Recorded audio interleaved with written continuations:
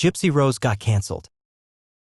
Can't bring me down. I'm on a high right now. I'm living my best life.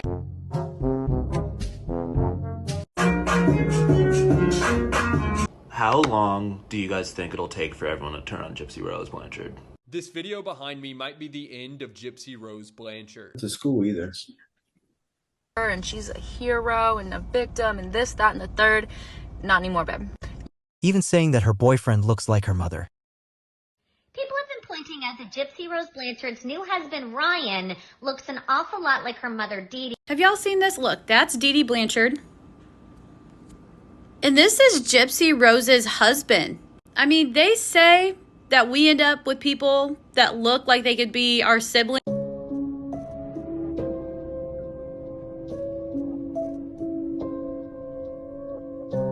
And everything started with this interview. I don't associate myself as a murderer because if you think about it, yes, I had a part to play in it. So basically people went mad when they saw her, not only that she started going all over media, becoming an influencer and having a future documentary, but now she won't recognize a crime that she committed and, by the way, already plead guilty for it. But instead she threw her ex under the bus and made him the only guilty part. I asked Nick for help. And how that conversation started was, you know, he was saying that he would protect me from anyone. I said anyone. He said yes. I said even my mother. He said yes. And then the plan kind of formed from there. But he's the one that did the actual kill, not me. I can't kill anyone. That's why he's in trouble to begin with, because he's the one that did it. So when they say I'm a murderer, I don't identify as that. So once again, Gypsy did it to herself. People were starting to see her true colors and made her a master manipulator. I mean, she learned from the best. She manipulated her ex, who, by the way, has autism. A person with autism feels everything differently. They get triggered very quickly and they feel very deeply. So all he did it because he was afraid for her and wanted to protect her, because she made sure he knew this was the only way. She was deeply involved with it. I mean, just like it says in his police statements, like I said right while I was talking to them, there was latex gloves that be on the porch. She did say that. Right on the text it's clear as day. I ended up finding them when I got there, and I let her know that I was at the door. She opened the door, and she made sure I had the gloves on before she gave me the weapon, and she made sure that she wouldn't let me open the door. She made sure I had those gloves on. So with that, her master manipulator era began, and everyone started to see more and more of that side of her. Gypsy Rose just ended her social media career with her own words being used against her. She squeezed my hand, and I know.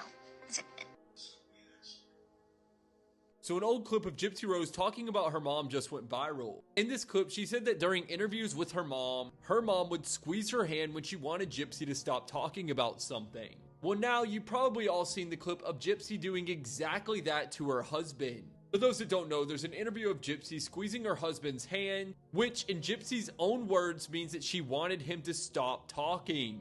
I'm starting to notice something, and tell me if you're noticing it too, but it seems like the media frenzy tide is beginning to turn against Gypsy Rose. In all of the posts that used to glorify her, stand with her, it now seems like a lot of people are turning against her. Many are saying that she is a master manipulator who only is concerned with fame, and that's why she only follows a handful of social media accounts, and they're all media outlets like TMZ and things like that.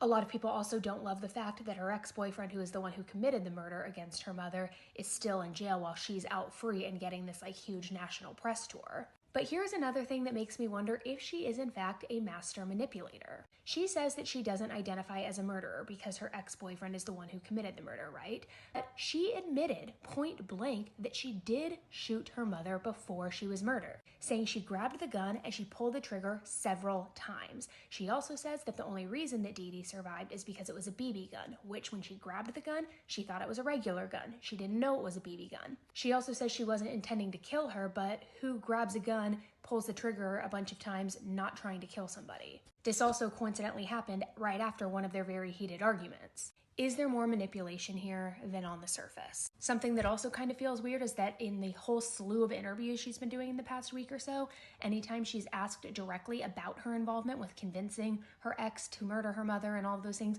she quickly shuts it down, or her PR team does, and she just says, I can't talk about that, I'm focusing on my healing, I'm not the murderer. but you are kind of the one who relentlessly messaged him and so kind of forced his hand into doing it when he said he didn't want to. So why aren't you taking any accountability for it?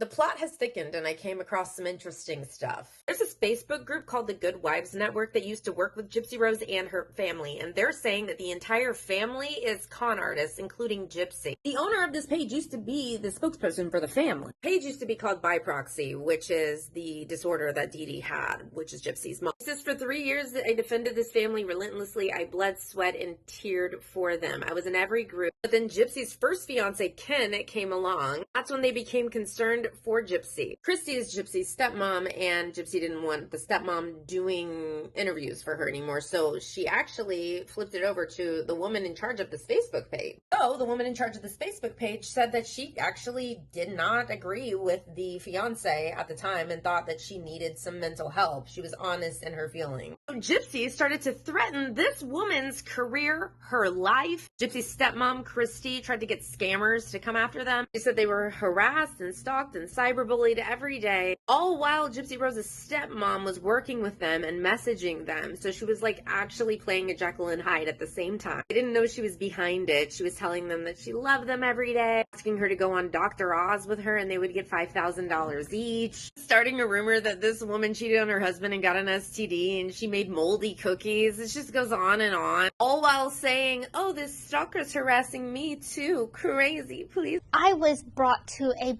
breaking point. Me as I am as an individual, I could never kill someone.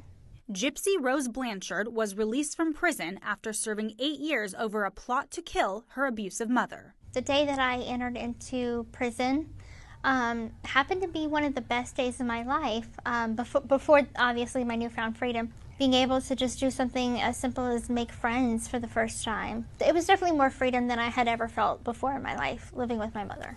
At what point did you realize that you were not ill? I think that there were certain things that I knew that I didn't have wrong with me, like I knew that I could walk. But there was other things that my mother was claiming that I had wrong, such as like she claimed that I had leukemia. So what do y'all think?